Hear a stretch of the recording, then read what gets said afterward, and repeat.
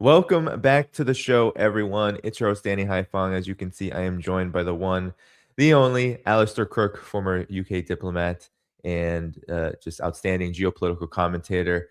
Alastair, good to be back with you. How are you doing? I'm fine, thank you very much. I'm doing well. Alastair helps put together the Conflicts Forum Substack. That's in the video description below. After the show, you can check it out. Now, Alistair, I wanted to get started here as everyone begins to hit that like button to boost the show, but I really wanted to get started with these reports that a U.S. war with Iran is closer than ever. I guess I should be calling a U.S.-Israeli war with Iran. I just want to pull up just a myriad of reports. Some of them say different things, but they all tend to say the same thing. So here we have the Wall Street Journal says that Trump has received briefings on his military options against Iran. These include a campaign to kill scores of Iranian political and military leaders with the goal of overthrowing the government, or an air attack that would be limited to striking targets, including air, nuclear, and ballistic missile facilities. Now, there are others who are sharing reports from Axios who said that a weeks-long full-fledged war, unlike the Venezuela option, is on the table. And there have been other reports, Alistair, from, for example, CNN, who said that this strike could be as early as the weekend of February 2021. So, Alistair, what do you make of these reports? Is war closer than ever, and what would be the consequences of this? Well, the truth is that nobody has an idea. Nobody at all. We just looked through the Israeli press, the Hebrew press, which tends to be more frank than the English language. And I mean, it's completely shut down. No comments, even the Telegram channels have nothing.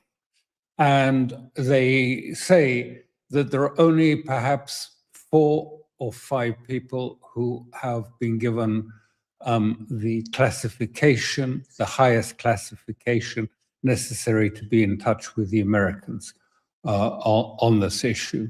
So cabinet meetings have been shut out. Cabinet members are excluded. National security advisors are excluded. Just 4 people. So the cabinet meeting has been cancelled and there are just 4 people. So when you say, I mean, do we know what's going on? The answer is, I'm afraid, no. And really, no one can know, because in this extraordinary way, I mean, this a huge event is really at the whim of one person. I mean, we're almost back to Rome, and the emperor deciding on a war or not. I mean, and who knows what his mood will be like and what will prompt him to decide in favor of it.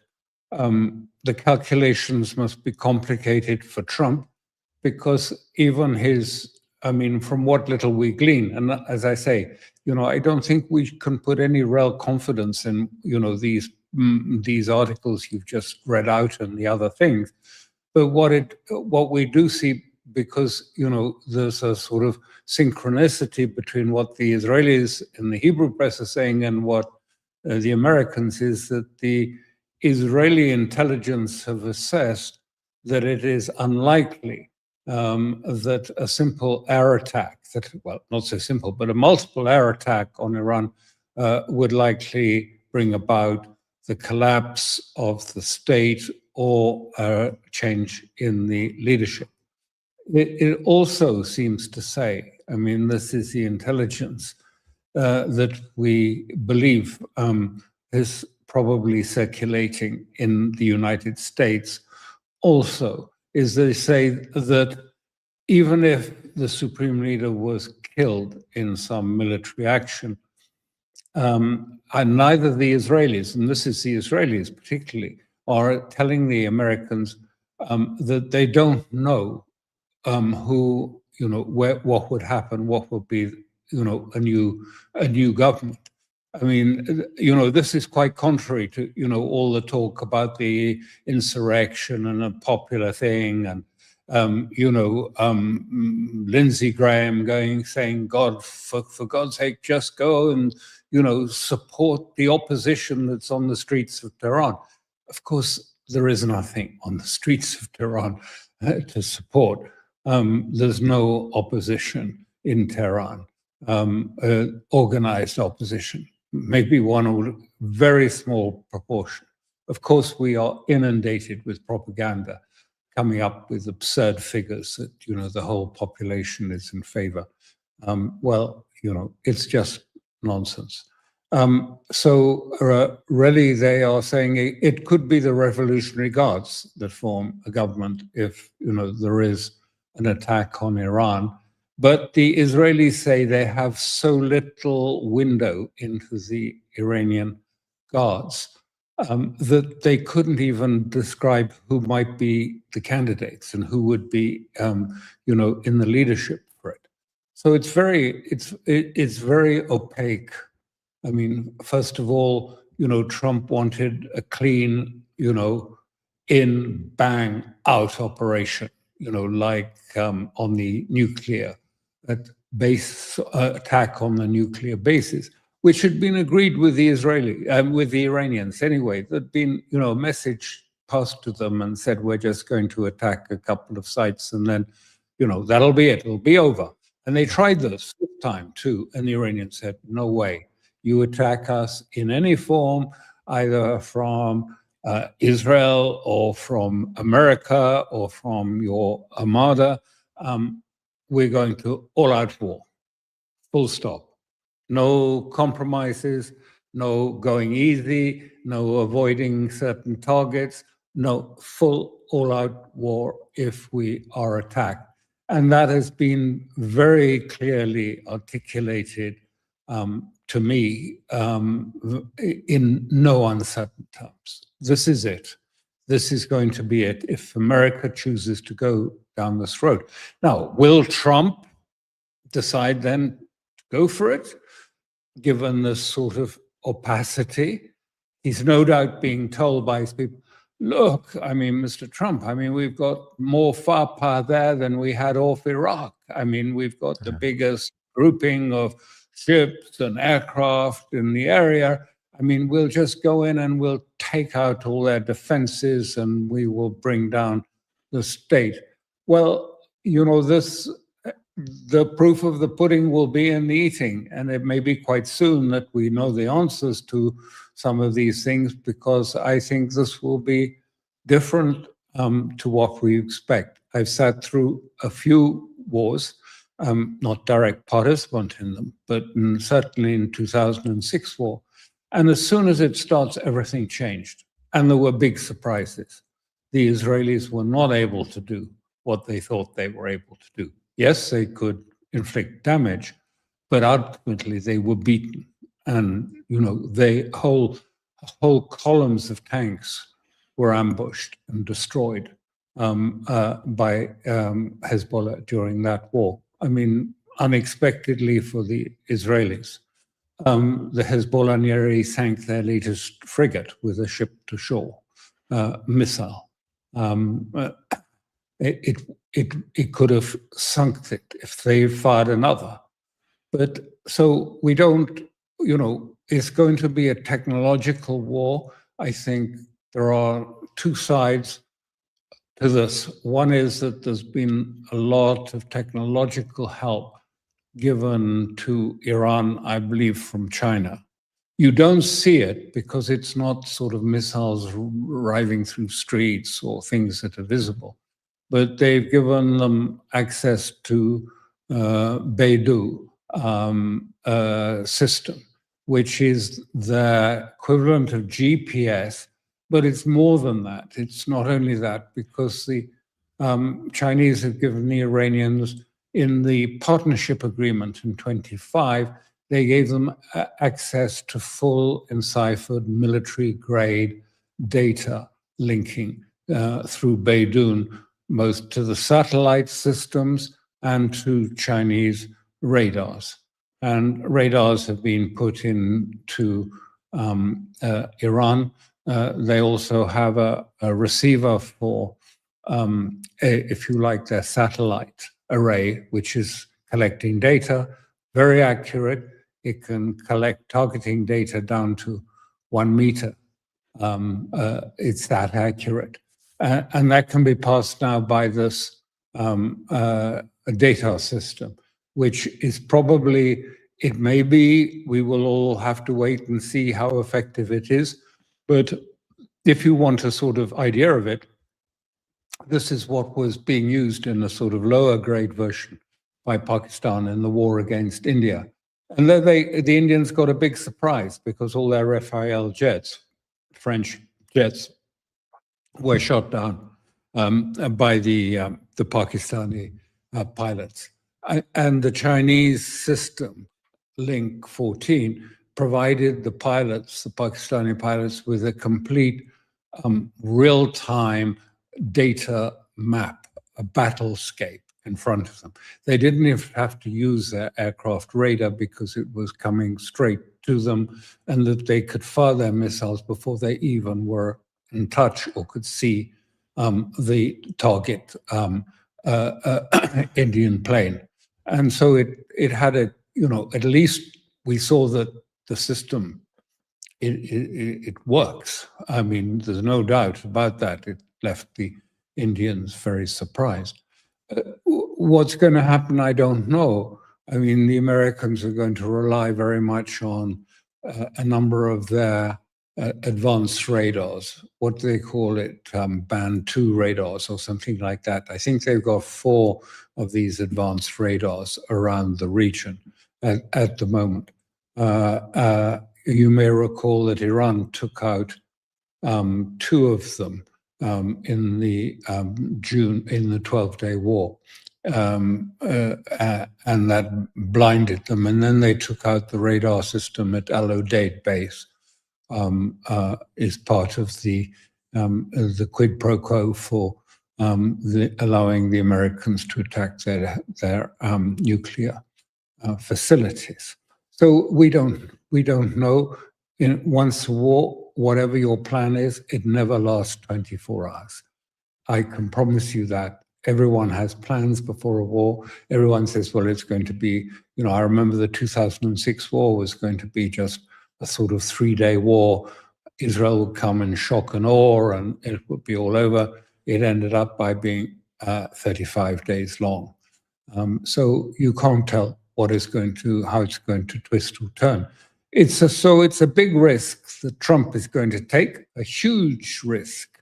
I mean, perhaps more substantial risk than he appreciates. We know nothing about exactly what he's briefed. You read out a bit from the Wall Street Journal, but we don't know how much he has been warned about the dangers, and we don't know how much he's absorbed the Kool-Aid of the sort of Fox News commentators saying, oh my God, the Iranians will collapse after 2 days. I mean, with the amount of firepower we have in the region, they are finished. I mean, it's over. And, there's, I mean, one of the things that's so striking to me, I look at the papers and everything, I mean, it's as if nothing is happening. I mean, there's barely, in Europe, it's not hardly mentioned, oh yes, there are ships amassing, and as if this is some trivial, incident that is, oh, it'll pass over a couple of days and it'll be done, it'll be like Venezuela, and so people are, they don't seem to be even sort of aware of what might be a conflict that could spread throughout the Middle East, could involve Russia and China, not in direct ways, but in other ways. Already we have Russian ships docked at Bandar Abbas, the Iranian port, Russian warships docked there, and we have Russian warships participating jointly in a naval exercise with the Iranian and the Guards navies, or off Hormuz or in Hormuz. And they shut Hormuz for a period of 4 hours, just to remind people of their capacity to shut it. What's the effect on that? Is it sort of high, sort of main item, or is everyone still glued to the Winter Olympics? I don't know, but it is strange, the sort of the silence and the sort of, this thing is passing as if it's nothing. I mean, what? I don't know how to explain that. I can't explain that, but perhaps you can. Well, what I've noticed, Alastair, is that you mentioned the Fox News machinery. Really, the entirety of the mainstream media, though, what I'm noticing is that, and the Trump administration is playing a big role in this, is they're almost framing this openly as almost like a big trap for Iran. So we have, I'll play JD Vance, what he said to the media after the talks in Oman. It seemed like they were openly, or what the Trump administration openly communicating is that these negotiations are simply time for them to prepare all the options, is what they are saying. And you mentioned that there is this massive buildup that's being really hyped. A third of the U.S. Navy, more so if they send a third aircraft carriers. There's been rumblings about that. But here is J.D. Vance on what he said about the talks in Oman and indicating this. Well, I'm obviously not going to make any announcements today. I think the president has a lot of options. We do have a very powerful military. The president's shown a willingness to use it. He also has a remarkable diplomatic team. He's shown a willingness to use that, too. And so what the president has been very clear with the Iranians, and actually I just talked to Steve Witkoff and Jared Kushner this morning about some of their negotiations, is the United States has certain red lines. Our primary interest here is we don't want Iran to get a nuclear weapon. We don't want nuclear proliferation. If Iran gets a nuclear weapon, there are a lot of other regimes, some friendly, some not so friendly, who would get nuclear weapons after them. That would be a disaster for the American people, because then you have these crazy regimes all over the world with the most dangerous weapons in the world. And that's one of the things the president has said he's going to prevent. Now, we would very much like, as the president has said, to resolve this through a conversation and a diplomatic negotiation. But the president has all options on the table. And, one thing about the negotiation I will say this morning is, in some ways it went well. They agreed to meet afterwards. But in other ways, it was very clear that the president has set some red lines that the Iranians are not yet willing to actually acknowledge and work through. So we're going to keep on working it, but of course the president reserves the ability to say when he thinks that diplomacy has reached its natural end. We hope we don't get to that point, but if we do, that'll be the president's call. So, I mean, Alastair, does Iran believe anything coming out of their mouth from JD Vance or anyone else? And how are these negotiations being used to build up forces simply to just wage war anyway? And I'm curious on your thoughts, especially as a longtime diplomat. Well, what he says, is fundamentally wrong. It's not that, it's the president, my president, Trump, who makes the call on this. He knows what's happened in the negotiations and makes the call. It ignores that the other component to this war, the major component, is, of course, Israel.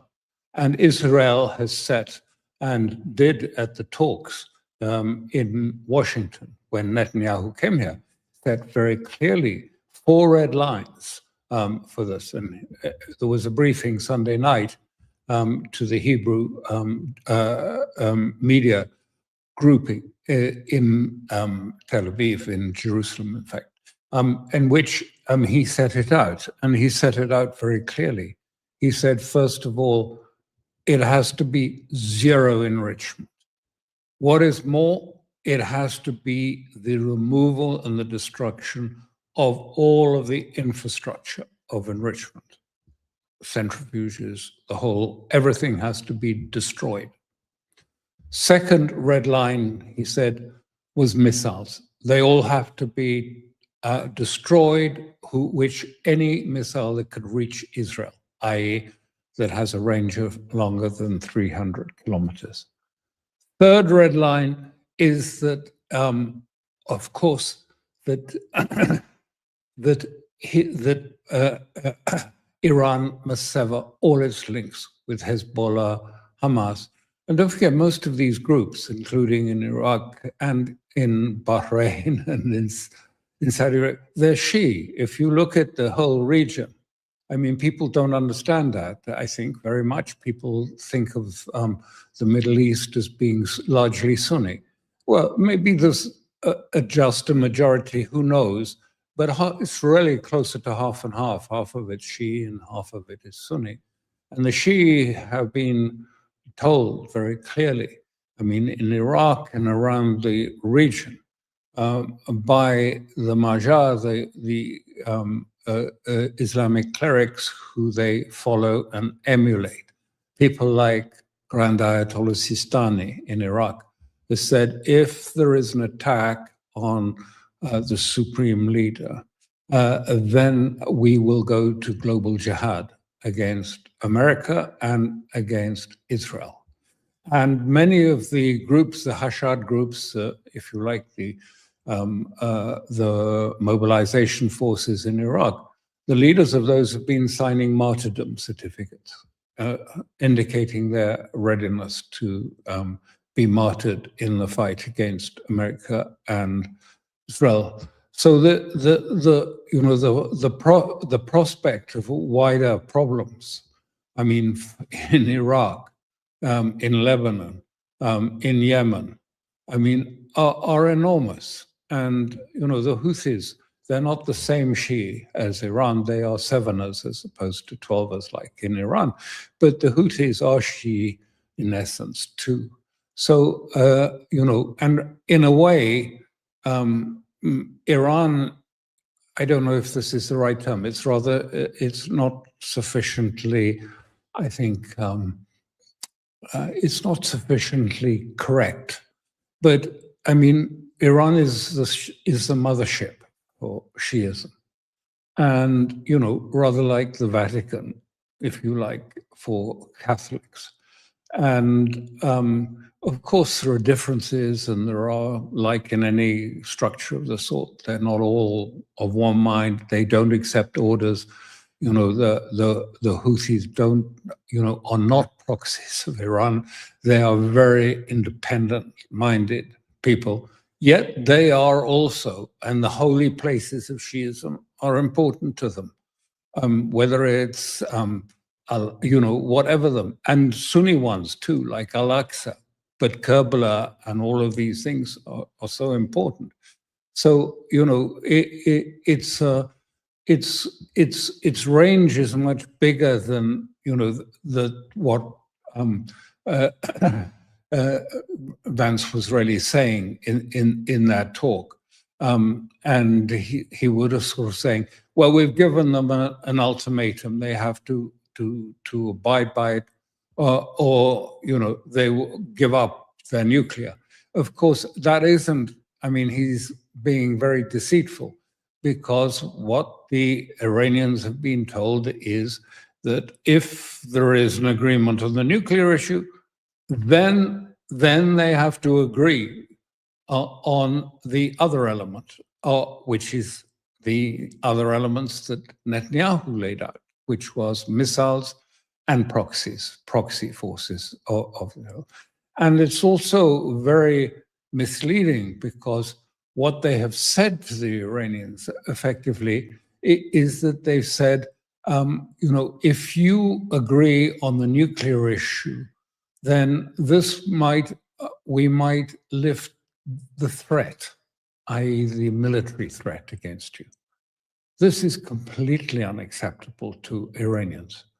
You know, if they are going to make compromises, if they are agreed to make real compromises on the nuclear issue, which I don't think are going to be forthcoming, then it's for a lifting of all sanctions, their frozen money to be returned, all of these tariffs that are being imposed on anyone who has dealings with Iran, not just simply for the American ships to back off of 500 kilometers from the coast and say, well, there we are, we've lifted the threat against you. So I think his whole thing is extremely deceptive in how he's presenting it, and presenting this as if, you know, that this means there will be nuclear weapons all around the world, unless Iran is destroyed. His own intelligence service says clearly there has been no evidence since 2003 of Iran moving towards weapons. There's a fatwa against it. His own intelligence services say that there is no actually evidence of Iran moving to a weapon.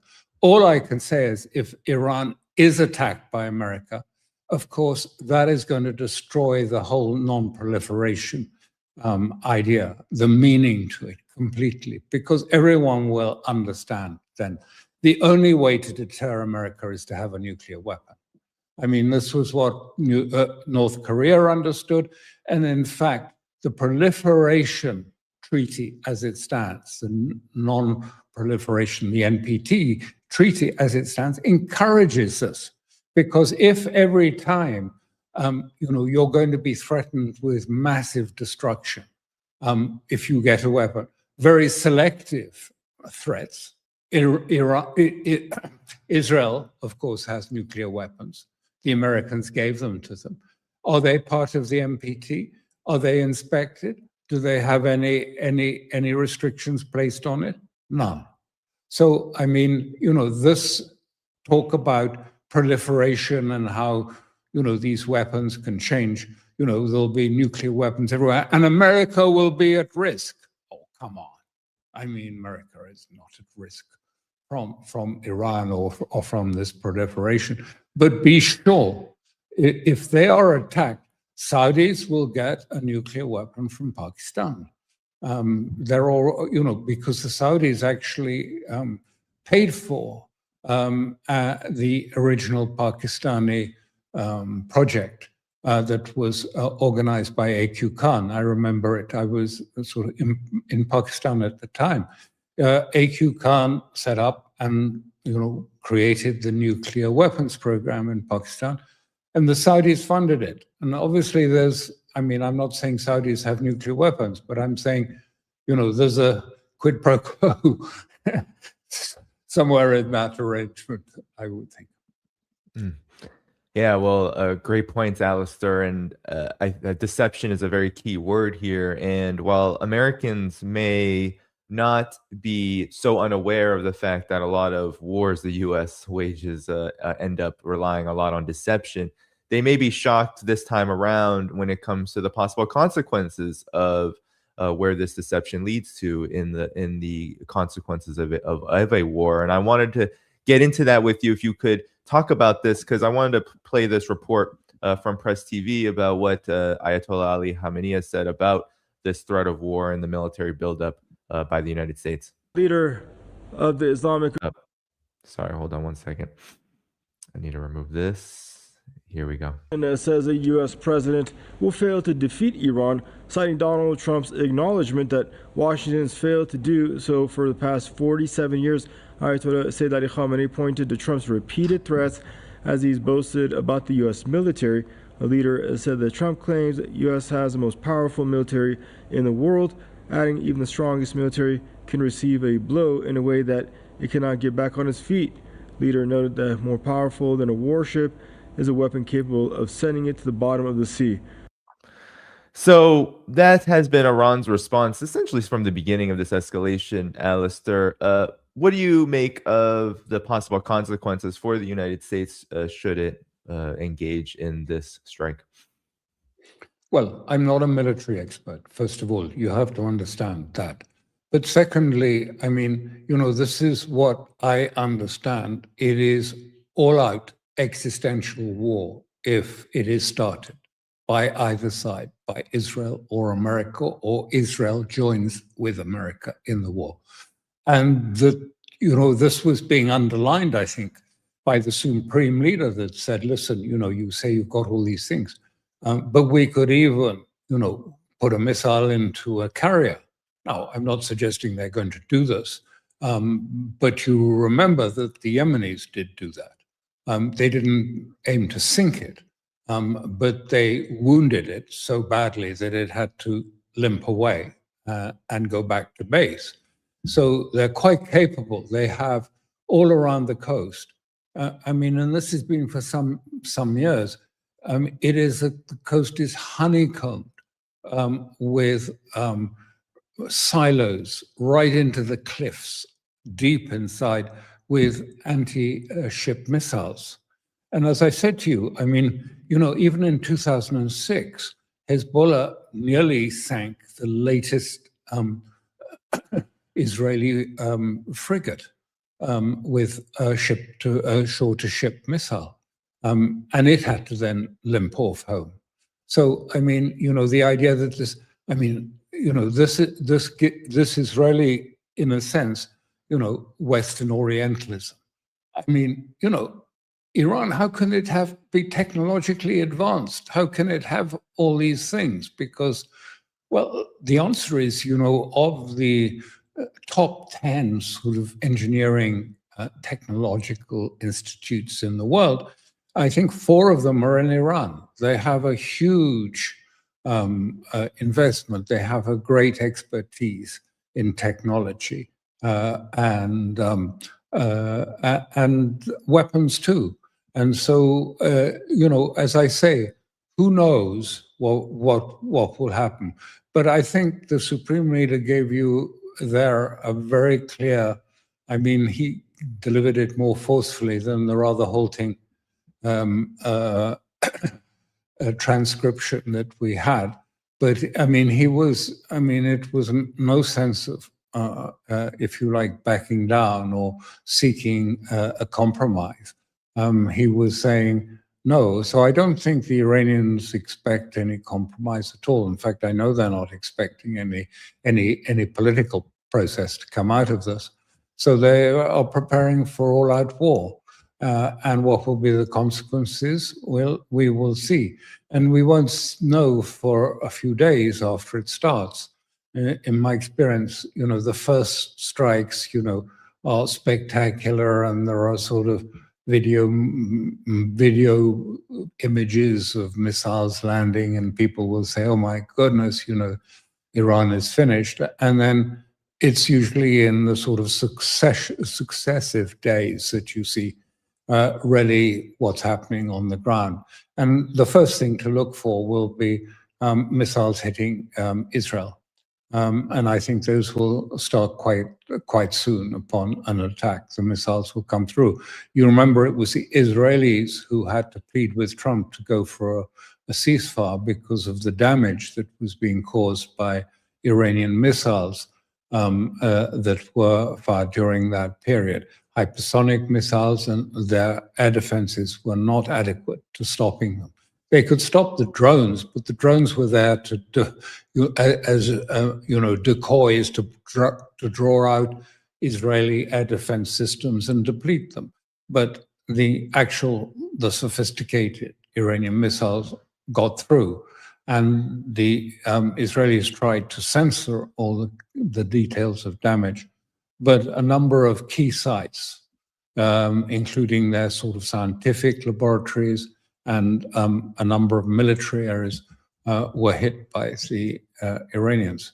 Of course, I mean, there will be huge censorship practiced in the West, and to give it a narrative that is, one of victory for the West. I mean, narratives have become, are sort of really overtaking the ability, particularly in the West now, to really to have a firm grip on geopolitical realities. I mean, the narratives are so bizarre. I mean, the narrative that has just come out and published from a group that claims to have done sort of soundings in Iran that 70% of the people are looking to overthrow the leadership, I mean, is just nonsense. I mean, they should have seen what happened on the annual Republic Day, when millions came out in support of the state, millions everywhere across the state to show their support for it. So, I mean, we live in this world of complete, I mean, we're not allowed to see and not allowed to think or to really understand what we're taking on. And, it's down to one man and how he feels. Yeah. Yeah, Alistair, I was hearing numbers somewhere between a third of maybe the country was engaged in some way, if not out in the streets, celebrating the 47th anniversary of the Islamic Revolution in Iran. So that's a lot of people. That's just people who were found in the streets. That's a third of a country of 90 plus million. So that's an extraordinary development, given that. As you said, a big part of the United States is, if we call it a strategy. Yeah, It's a big. asleep.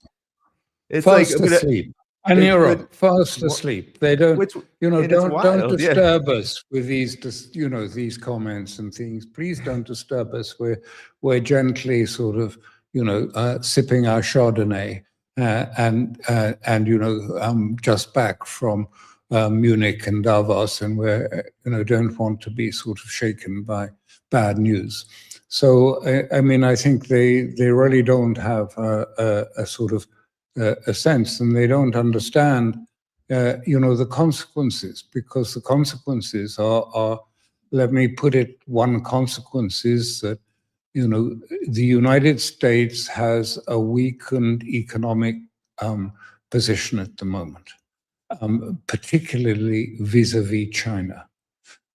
China had a huge trade surplus, equivalent to about 4% of GDP this last quarter. Huge trade surplus.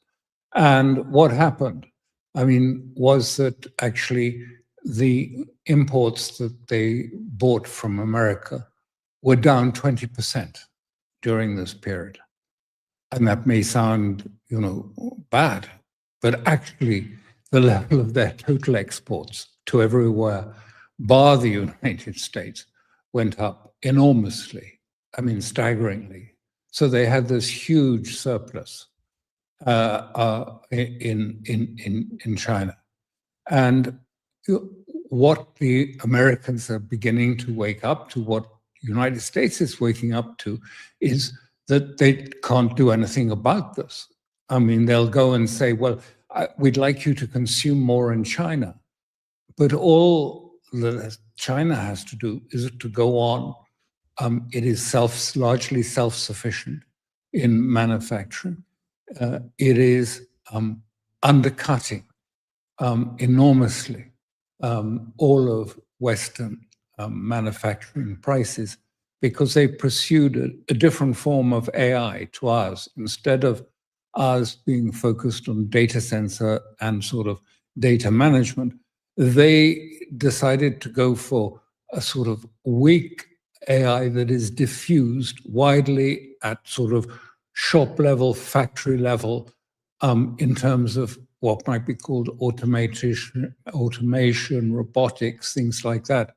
So I was in China just before Christmas, talking to a businessman who had a large number of factories, and he said to me, "Look, Alastair, just take one example of one random factory. If I had 2,000 workers at the beginning of the year, I now have 200 because of the productivity gain that we have got and the competitive gain." And I sort of said, "Oh my God, this is going to be, this is serious crisis. This is a moment of, because, you've got deflation, price deflation, and we have price inflation. So we are completely uncompetitive against you after what you have done in terms of your application of AI." And this is what it was. So you see the things. And so what happens is that, Besant is going sort of carefully saying, well, people have got to buy our treasuries because we need money coming in, because, there's a huge deficit. We're short of money. We need money coming in. And of course, what's happening is money is going out because people see that the dollar is devaluing, that its competitiveness is so low that it can't possibly, outcompete China. Take one example.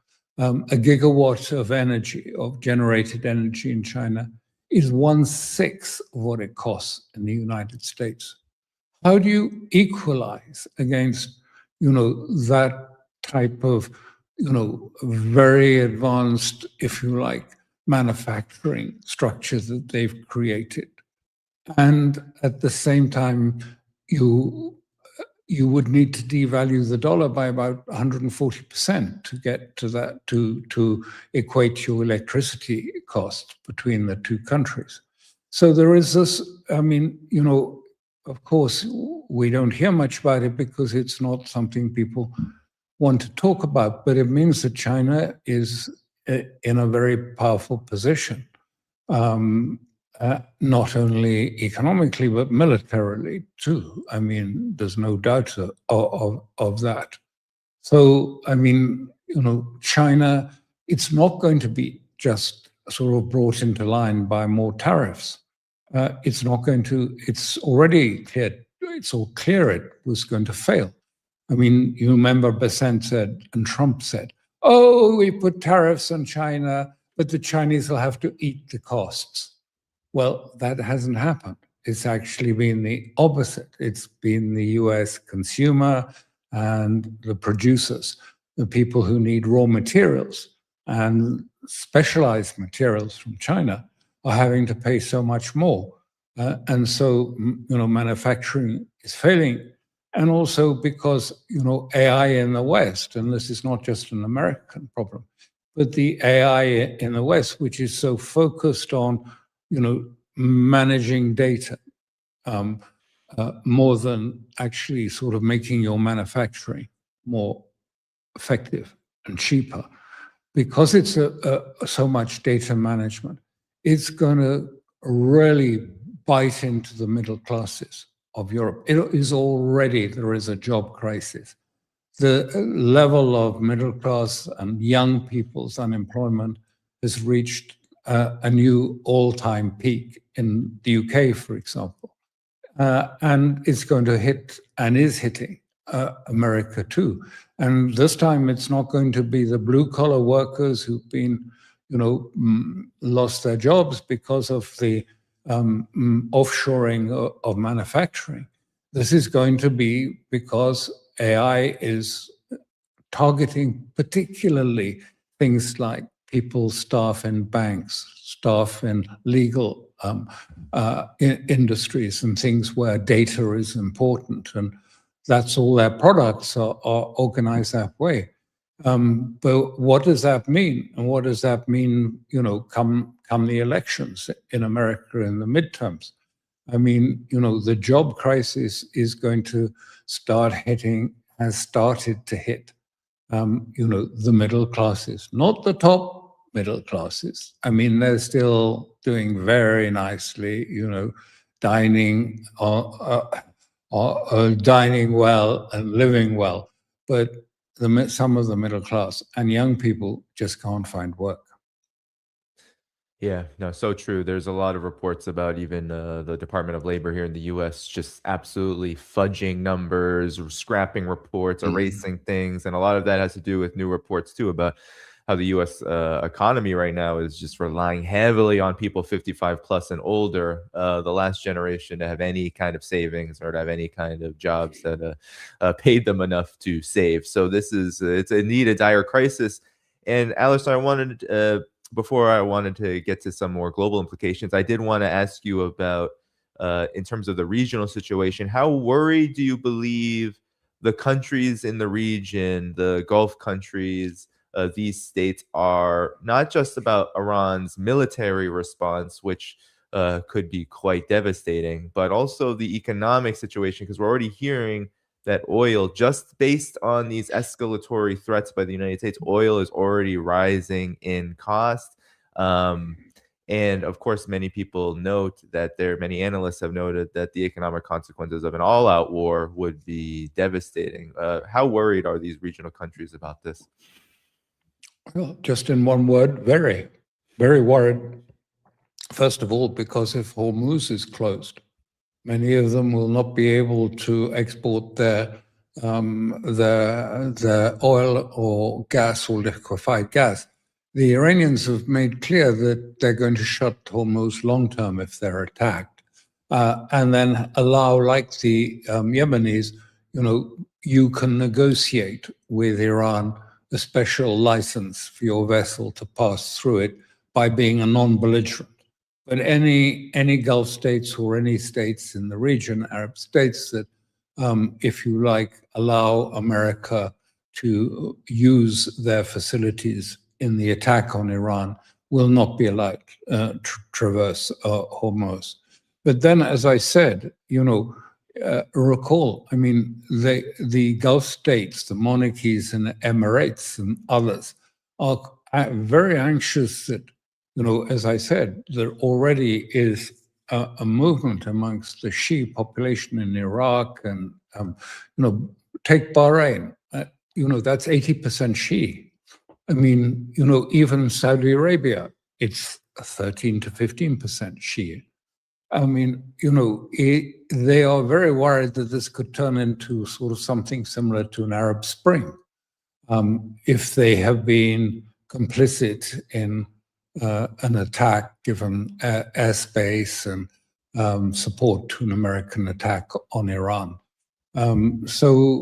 Yes, they're very worried about that. And there's already great tensions inside the region between Saudi Arabia and UAE. I mean, it's virtually a war between those two states now.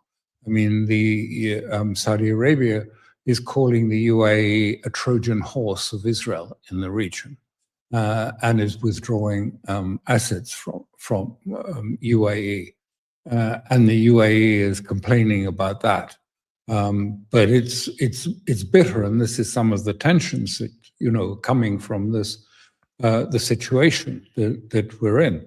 And so Saudi is working closely with Turkey and Egypt in the region to create a new sort of, if you like, structure.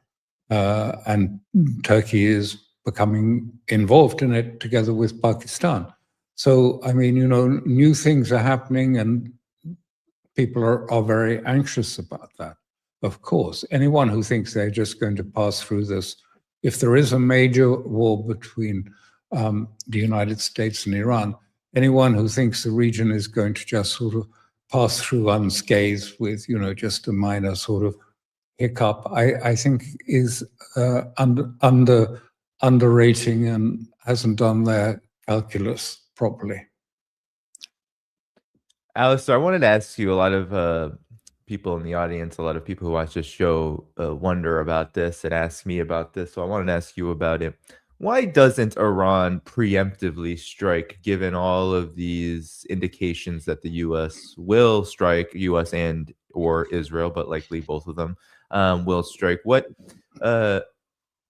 do you believe the calculations are here in terms of going through the negotiations process, if we can call it that, and of course waiting for the strike to come? Well, there are, I think, two major elements into why they don't do a preemptive strike. And I think one of them will be foreign to perhaps many of you listeners. But Iran follows, if you like, the moral values of Islamic war, if you like. They have a concept of just war, just as we have Thomas Aquinas' Christian idea, much, maligned and ignored today. But, they have a concept of what is a just war. And in the Shia version of a just war, you do not attack, do a surprise attack on an opponent. You are obliged to give notice and to give an opportunity for a ceasefire, a hudna, to come into effect.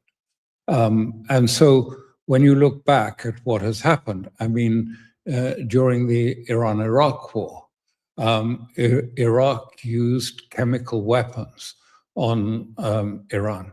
Really, I don't know how many people, how many Iranians were killed, something like 5 million, or were affected by chemical weapons.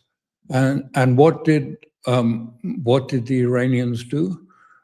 They did not follow suit. They did not reciprocate. They could have gone down the same road and used chemical weapons against Iraq. They chose not to, even at the consequence of losing more lives, because they felt it was not morally correct to take that view. And so Islam does have, Shia Islam anyway, has injunction against weapons of mass destruction. And that is the sort of, that is their position. So to start a war is considered to be morally questionable.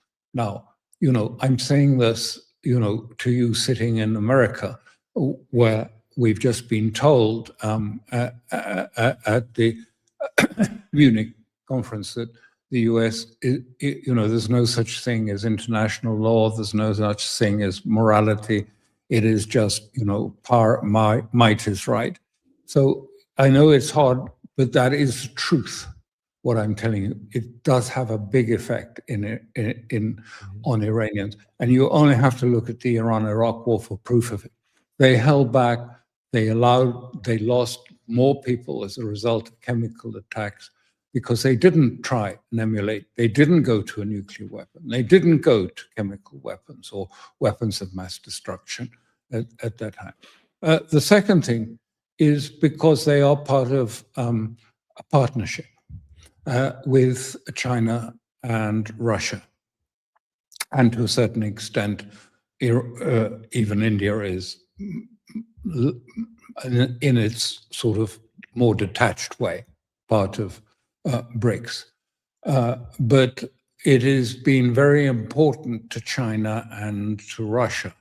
And we see that in Russia's, you know, policy statements. It's been very important to China and Russia, and for the global South to stick to the, if you like, the principles that were outlined in at the time of independence. After the Second World War, in the non-aligned movement, the Beidang Conference and others were very clear, you know, that sovereignty needed to be respected, and that you had to consult with others, and it was not for one to make a decision against the group. So I think that they do observe the opinion. I mean, not ultimately, when we get to an existential fight like this, the choice of what happens is going to be Iran's. But they do listen. And, you know, Russia is saying to them, you know, it's not a good idea for you to start the war. Let America start it. I mean, if it's got to be started, yes, it may mean that, you know, you lose a surprise attack. But overall, in terms of the sentiment, the moral values of BRICS and of the future, we don't want to go down the Western route. We want to, you know, retain a sense of moral values in BRICS and in our foreign policy. China says this all the time, that, you know, it's interested in preserving values, civilizational values of states. So I think those are the two main reasons. Now, I understand that in my saying that, people will sort of some will say, oh, well, we don't believe that. But I think there is a lot to understand and observe in the practice of war that has taken place. And don't forget, I'm not talking about sort of ISIS. That is not Shiism. That is a form of extreme Sunnism. And that is a management of savagery. That is a complete opposite of what I'm talking about. And that's why the ISIS have been in eternal war with the Shia and wanting to destroy them. And so we hear all of this nonsense. I can't go into it on your program. But I mean, you know, that many of the ISIS people put death sentences on precisely those people who in the West are said to be, you know, practicing practicing ISIS-type policies. When it's the opposite, they've actually threatened as apostates or worse to kill them. So it's a complicated, if you like, area that you've opened. Yeah, yeah. No, very, very insightful, Alastair. Now, I wanted to talk more about the cooperation between Russia, China, and Iran in the lead up to a war. And I've been thinking about this question, given that the United States is closing in on an attack on Iran. Right now, there is the maritime security belt exercises going on as we speak, and given this, Alistair, I'll just pull up. Here is the Cradle report on it that Russia, China have joined Iran for these naval drills. Nikolai Patrushev said something interesting, and I wanna share it here. He said something that He said that we will tap into the potential of BRICS, which should now be given a full-fledged strategic maritime direction. And as you have noted too, China, it's not only these naval exercises, this cooperation, but China has given incredible amounts, even just publicly, of this satellite data of where everything the United States is sending to West Asia, all the Gulf countries, etc., Jordan. This is all publicly available, this satellite imagery, but I'm sure the cooperation is even much deeper. Maybe talk about the importance of this kind of cooperation, not only these drills, but just generally in for Iran, and also the consequences of what happens if the U.S. attacks Iran while there are Russian and Chinese naval forces there conducting drills. I mean, these drills are expected to last, I believe, until next month. Well, as I said to you at the outset, I'm not a military person. I tend to stick with geopolitics. And of course, the military element is important to that. But I am someone, the observer of the military, not the sense of being able to speak authoritatively about that. I think we will see surprises. My understanding is Russia has given help. I think it is, Russia has always had a great expertise in electronic warfare and of spoofing GPS and other elements. I mean, we can see that very clearly in Ukraine, but they've had that for a long time, cyber warfare and electronic warfare. And there are signs of the sort of structures already in Iran that indicate that electronic warfare by Iran is going to be an element in it. I think I said to you a bit earlier about the Chinese help in terms of providing their satellite targeting battlescape to Iran. They have a ship off the coast, which is a full sort of electronic warfare ship called Ocean One. It accesses the Chinese satellites.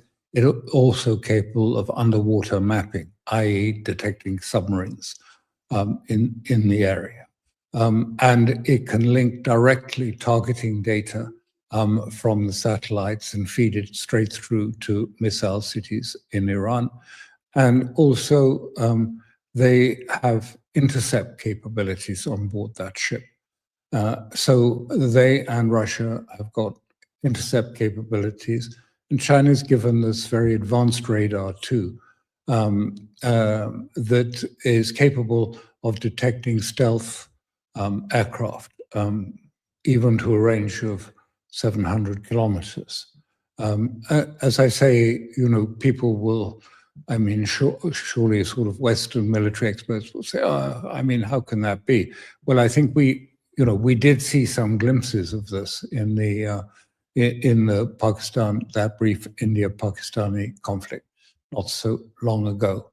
So we don't know. I keep saying, and I repeat this again, the proof of the pudding is always in the eating. Will it really work? Will this will the Americans be able to bypass these things? I don't know. I'm not a military expert. But I think it's going to be a different sort of conflict than perhaps people expected. I think it's going to be one of, the survivability of radar systems or not, the ability to transfer data or not, or attempts to jam data structures one way or the other way, rather than just simply a sort of blast, a shoot and scoot approach that America sends in its planes, bombs heavily and then draws back, and then next day bombs again. So we don't know how it will all work out. But on your question about how does this affect it, I think this is going to give a huge impetus for BRICS. For some time now, I remember giving a talk back in St. Petersburg a few 2 or 3 years ago about BRICS, and I even then I felt BRICS doesn't want to just stay as a forum for conversation, which has been what it has been really. The attempt to bring consensus together, and you have some states that you don't know whether they're in BRICS or they're out. Saudi Arabia, is it part of BRICS? It says it is occasionally, and sometimes it isn't part of BRICS when it suits them. And I've always thought this sort of ambivalence, of certain states who want to both stay in the dollar sphere and also to be able to be out of the dollar sphere, that opportunity is being closed off to them. I think with Trump, you either in the dollar sphere or you're going to be tariffed and sanctioned and you have to stay out of it. And I think it's going to give a big impetus for, if you like, for the BRICS to think about how do they react to measures taken against them collectively and in ways. I mean, either in terms of a financial response across the board or in terms of perhaps sanctioning the West, which China has actually started in a small way. But moving to a financial structure, to, if you like, imposing its own sanctions on the West, to other sort of aspects, too, even to a coordinated military response. And that's what we're seeing of Hormuz. Here we have BRICS operating together in a military fashion on the eve of a conflict with Russian and Chinese and Iranian warships together. How that's going to affect the American vessels in the region, I don't know. But I mean, it's going to certainly complicate their life, I believe. Yeah, I mean, it would be pretty unprecedented for the United States to launch a military attack, especially one that relies on its huge naval buildup, when you have Russian and Chinese ships there conducting this annual naval exercise. And I did find these comments interesting, Alastair, from Nikolai Patrushev, who's I believe the head of the maritime division out in Russia. He said about that BRICS needs to be given a full-fledged maritime dimension, which seems to indicate exactly what you said, that BRICS, Russia especially, is thinking about the ways in which cooperation can be enhanced amid these threats, enhanced even on the military direction, which is something that I don't think I've heard from anyone in BRICS before this, especially the big players like Russia and China. Well, exactly. But I think, this has been, if you like, the catalyst that is going to maybe some BRICS will be uncomfortable with it and will drop out. Maybe there'll be, a two-speed BRICS, whereby Russia, China, and Iran and others will be much more, taking forward a collective security financial agenda, which is designed to counter American efforts in the other direction. And I think that is likely to be one of the consequences. And in fact, what I'm saying to you is we already see it. China, I mean, look, people don't even notice it. China made a huge, two very huge statements, hardly recognized. One is that they instructed Chinese banks, private banks, state banks, to stop buying US treasuries and to start selling them. Now, I mean, Besant will be pulling his hair out, and Trump with that. They also did another little maneuver, hardly seen, hardly noticed.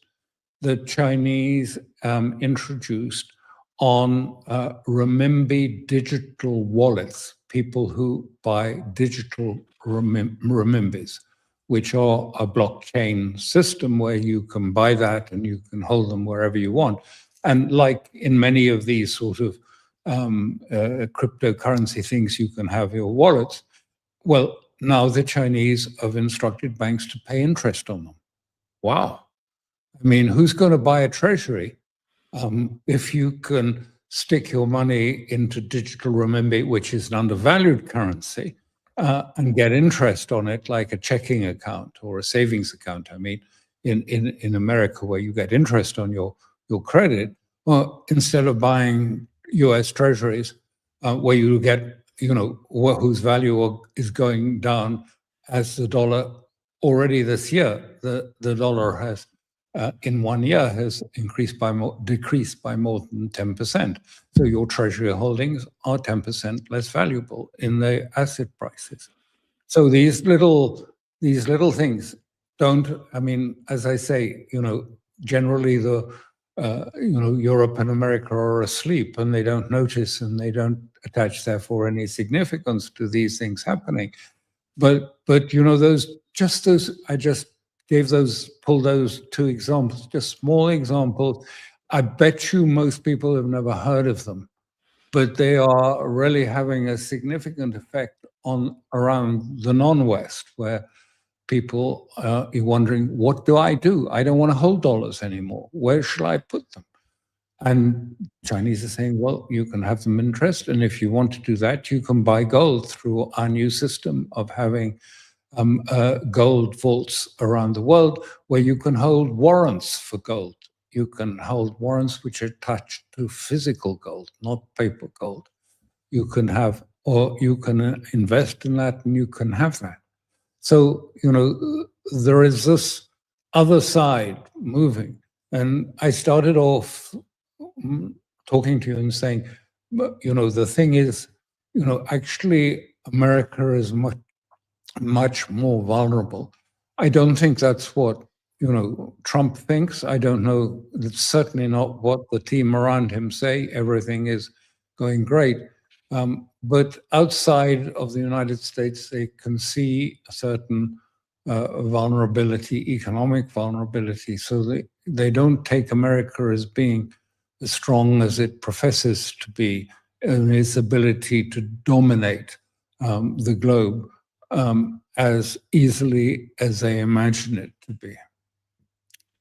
Yeah, great points, Alastair. And the Trump administration, there's a lot of, at least what we see publicly, a lot of this kind of navel gazing and kind of this big talk of absolute strength, which definitely belies the reality worldwide. And so I'm wondering, at the geopolitical level, Alastair, what impact will a U.S. war on Iran have on? We know that the U.S. is this massive empire. Our friend Pepe calls it the empire of chaos.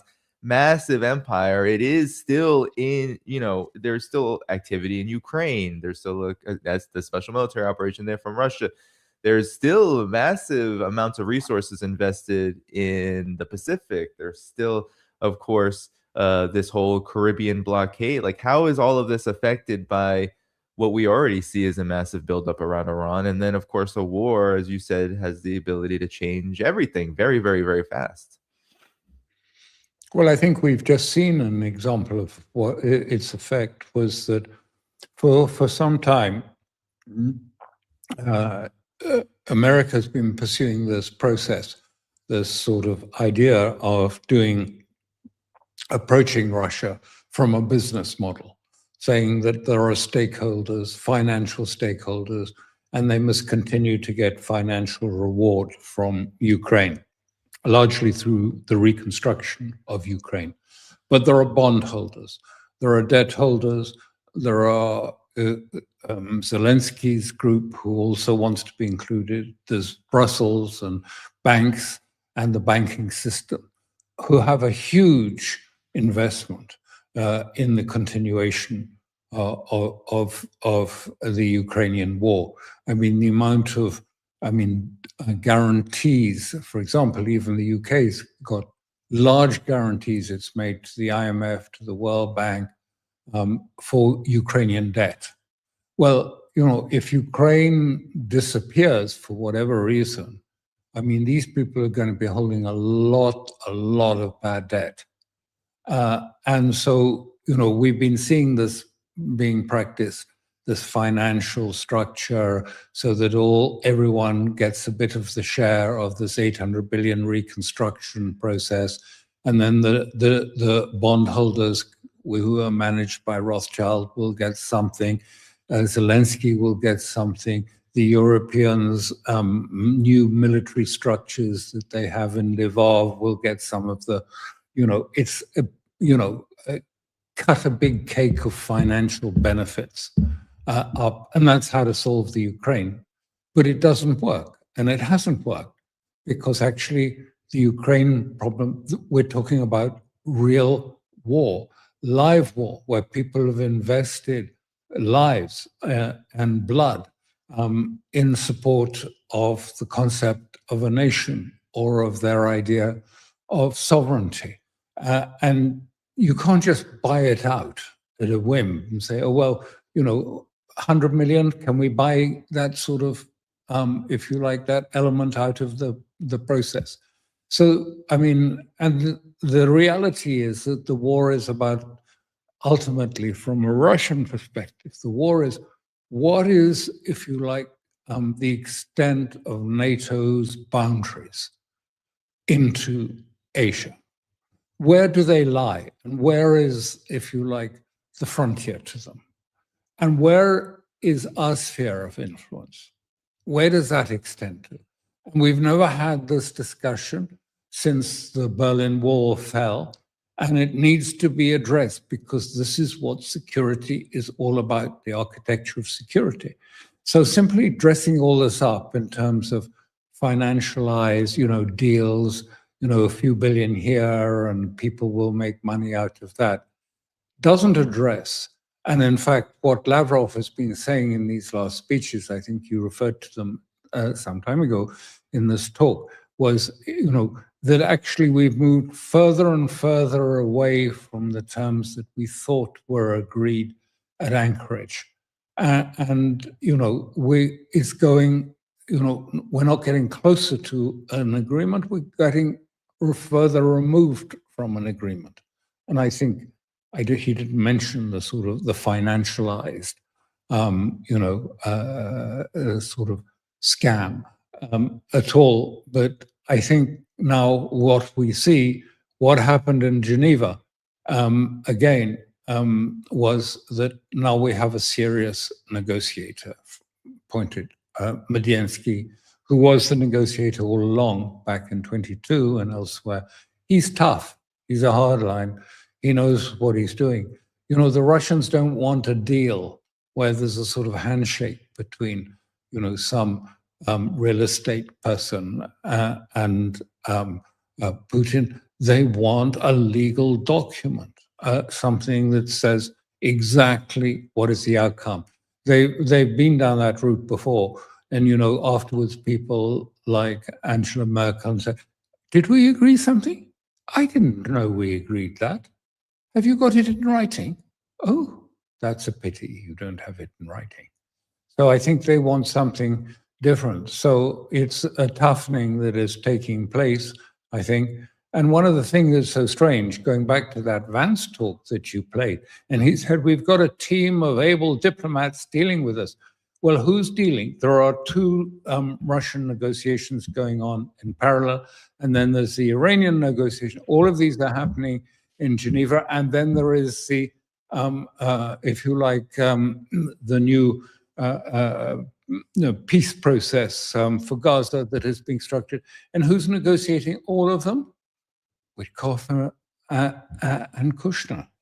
I mean, going between those two, I mean, I don't know how they intend to deal with the intricacies of Ukraine one moment and then cross over and talk to Iran and the intricacies of the JCPOA in the next, and then go back to the Board of Peace. I mean, the peace board that was meeting this morning. And one of them isn't even a diplomat. Well, neither of them are diplomats, but one of them, as far as I know, isn't even a part of the administration. Kushner, but, that's how it's turned out.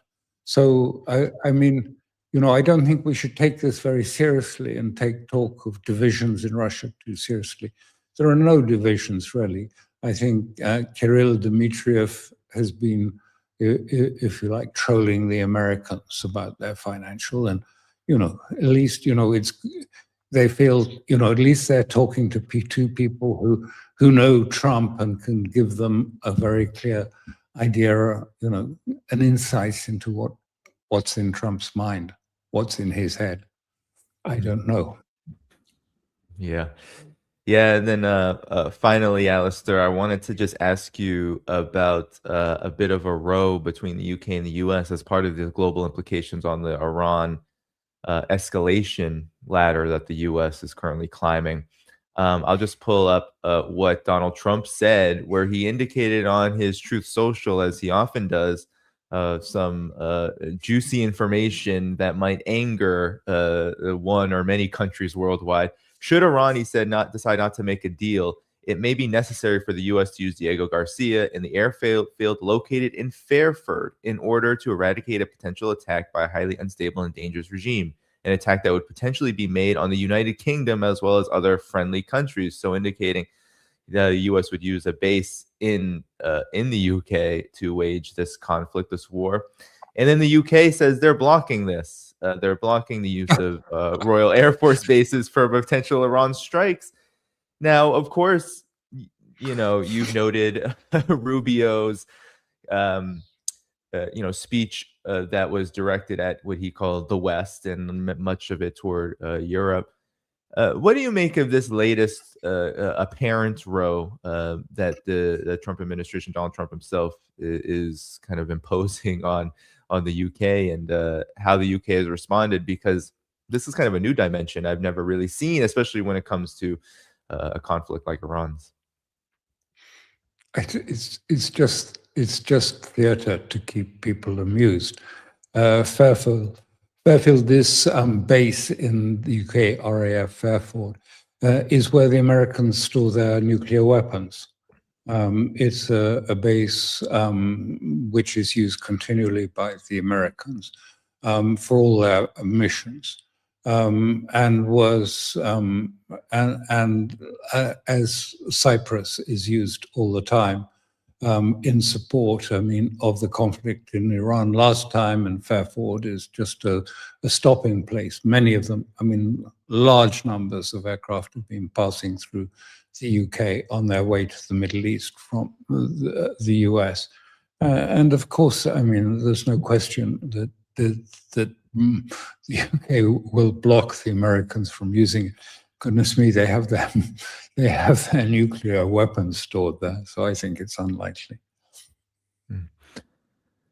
Yeah, well, Alastair, this was a great conversation. I definitely want to make sure that everybody knows to follow, subscribe to Conflicts Forum Substack here. Yes, it's quite. I'm glad you said that. It's quite important because there is some Twitter feeds that claim to represent me that put up stuff, but it's totally fake.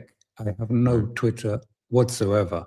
But this one that you've just put up, and that's where you'll find the things like the selections on what's happening in Israel and the region, as well as Iran and Russia and other geopolitical things. But it's not in my name. If you look under Alastair Crooke, you'll end up on this fake site. That is the only, if you like, valid site that we have. Yeah, everyone be sure it's in the video description. You can check it out after this show ends here. I want to thank everyone for tuning in. I want to thank Blip Blop Zoop for giving a nice super chat. Thank you so much. I want to also make sure to tell you all to hit the like button. That keeps Alastair and I's conversation going in the algorithm well after it's over. And then, of course, in the video description, all the places you can support this channel too. Without further ado, everyone, we're going to head out together. Have a good rest of your day or evening, wherever you are. And I will be back with all of you soon following these developments as we have been, especially regarding this possible war on Iran. All right, everybody, take care. See you again soon. Bye-bye.